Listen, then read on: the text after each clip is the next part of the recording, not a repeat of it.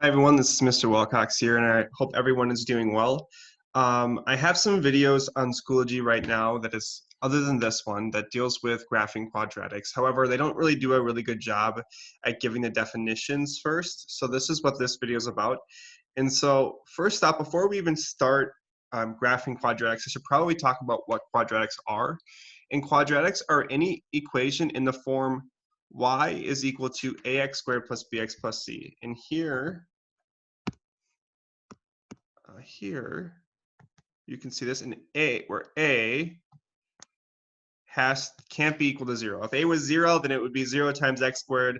That's just 0, and I just get y is equal to bx plus c, and that we know is linear. And so a cannot be 0, but a can be any other number besides that. And we call this form a standard form of a quadratic equation. This is in standard form of a quadratic equation. So the graph of a quadratic equation here is known as a parabola. So this graph here is known as a parabola, and that shape of a parabola is in a U. So it can either be going upward, like you see in this first picture, or it could be going downward, and you see in the second picture. But in both cases, the parabola is in a U shape. Now the second one kind of looks like an N, but it's in that kind of same symmetric U shape.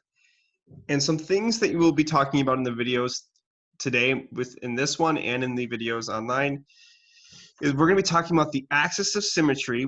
There's something called the axis of symmetry with parabolas, the vertex of a parabola, the minimum and maximum value of a parabola, the domain and range, and so then we can find some other points on the graph. Okay. And for the purpose of this video, we'll be talking about the axis of symmetry, vertex, and the minimum and maximum value. And so here, the vertex of a quadratic, and that is one of our key terms here, is the vertex of a quadratic is the highest or lowest point on our graph. So given the standard form of a line, and this goes back to that same equation we had in the first slide, given the standard equation of a line, that is y is equal to ax squared plus bx plus c, our vertex really just depends upon this a value out in front, this a value right here. Okay. So determining if the vertex is a minimum or maximum point, it really just depends on what that a value is. If that a value out in front is positive or is greater than 0, then our vertex is a minimum point, or it's going upward. And really what that means is in our graph, it's going to be going upward. We have this minimum value here. Everything else is above this value. We have that minimum value right there. Okay. So if a is positive, it's going to be giving me this upwards or this minimum point. Okay. However, if a is negative,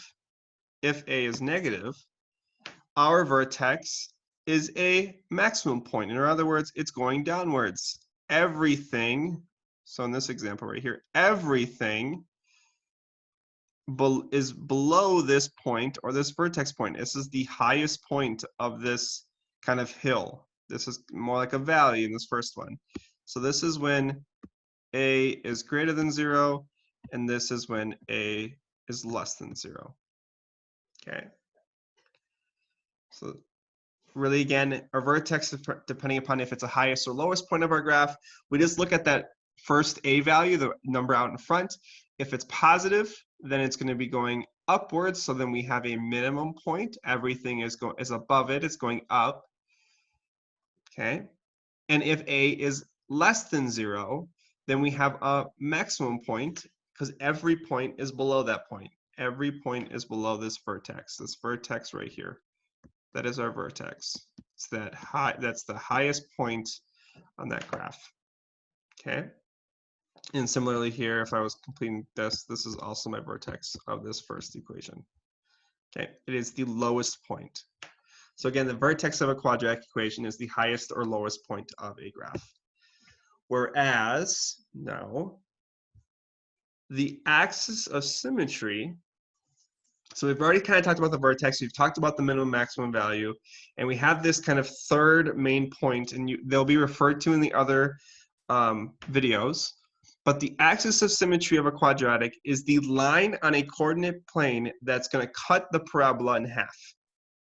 And so again, if we have this standard form, y is equal to ax squared plus bx plus c, the axis of symmetry can be found by plugging in a and b, the a and b values of that equation, into x is equal to negative b over 2a. And really what this means is x is going to be a vertical line. And again, because this function is x equals, it's going to be a vertical line. And that vertical line is going to cut the parabola in half. So for instance, if I go back to these two equations that I had here, let me erase a little bit so it makes it a little bit easier. If I look at this a value that is negative, I can cut this parabola in half. Everything on this side of the line is equal distant to this side, or it's the same distance. Okay, it cuts that parabola into two equal parabolas. Now I didn't graph the best parabola out there. However, because this line, this red line that I drew here, is a vertical line, that tells me that the equation of that line is going to be x equals something. Because remember, y equals something is a horizontal line, x equals something is a vertical line. And so because this line is vertical, it's x equals, and that equation to find that axis of symmetry is x is equal to negative b over 2a. So if a question just asked you to find the axis of symmetry in the following example, 3x squared minus 6x plus 5, well, we can find that by just plugging it into x is equal to negative b over 2a. Now I need to figure out, okay, what is my b value, what's my a value, and I could find what my c value is. It's not going to be very helpful with this, but let's just do it anyways. My a value here is 3. My b is negative 6. Now that's a key point here. B is negative 6, and c is equal to 5. So if I plug that in, negative b, well, b we said was negative 6, over 2 times a is 3. And negative 6, that's just 6, over 2 times 3, that is also 6. 6 divided by 6 is 1. So x is equal to 1. And so this tells me that our axis of symmetry on our graph is going to be at x is equal to 1. It's going to be this vertical line where all the x values are 1. Okay? And what we found out, if we look at this, this is where it's going to cut the parabola in half. And if we actually go back to the previous example, and I did this on purpose, but the axis of symmetry is going to go through our vertex point. So we can actually use the axis of symmetry to help us find the vertex point. So that's the last and final thing. So we talked about how we find the max and min value. We really just defined what the vertex was. Now we talked about how we find the axis of symmetry. So we found the axis of symmetry, max and min value. Now let's figure out, okay, how do we find the vertex? We know what the vertex is, but how do we find it? And so because of the axis of symmetry, we can find the vertex point. And how to do that is we just follow these 3 steps. Step 1, find your axis of symmetry. Well, here we did, and actually I'm going to change this up. I'm actually going to use this exact same problem. So I'm going to use this exact problem here that we had before to kind of save us some steps. We found that the axis of symmetry, oops, I made a little bit of an error. We found that the axis of symmetry was x is equal to 1. Okay. We found that this axis of symmetry here, so find your axis of symmetry. I'm going to actually color code this. Make this red. Find the axis of symmetry. Well, we said, okay, again, if I wanted to relook, this is x is equal to negative b over 2a, and we got this to be negative 6 over 2 times 3, which is equal to 6 over 6, which is equal to 1. okay?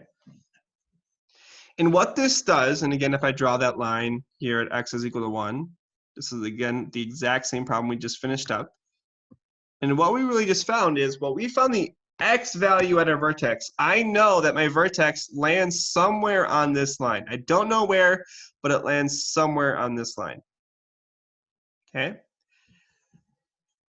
So how we figure out, okay, how do we determine where it falls on the line? Well, step 2 tells me, well, I have an equation for my x value, and now we have to plug in that number you got from step 1, or you get from finding the axis of symmetry, into the equation to find the y value at your vertex. And what equation we use is actually this original equation. Y is equal to 3x squared minus 6x plus 5. Because this told me, the axis of symmetry equation told me my x value, this y equals 3x squared minus 6x plus 5. This tells me my y value, and again, we can see that here with the y out in front. And so I'm just going to plug in 1 in for x to see what I get out for y. Okay? And so I say, okay, what's 1 squared? Well, we know 1 squared is just 1. So 3 times 1 minus 6 times 1, that's 6 plus 5. And then what's 3 times 1? 3 times 1 is 3 minus 6 plus 5. 3 minus 6 is -3. -3 plus 5 gives me 2. And so this tells me that, hey, I found my vertex. I have my point here. My vertex lands on this axis of symmetry somewhere. And that x value at that axis of symmetry is 1. And my y value at my vertex is going to be 2. And so my vertex is 1, 2. 1, 2. This is going to be my axis of symmetry. And in fact, what we find out is if I look back at the equation, I know that this is going to be a minimum value because my a value is 3, and that 3 is going to be a positive number. So I know that this is going to be it's going to look something like this. It's going to be a minimum value. And again, it's not going to look exactly like that, but it's going to look something like that where it has the vertex at 1, 2, and it's going to be going up. Okay? So now what I want you to do is look at the rest of the videos on Schoology. Let us know if you have any question, either me or Mr. McKee, depending upon who you have, and we will get back to you as soon as possible. Thanks.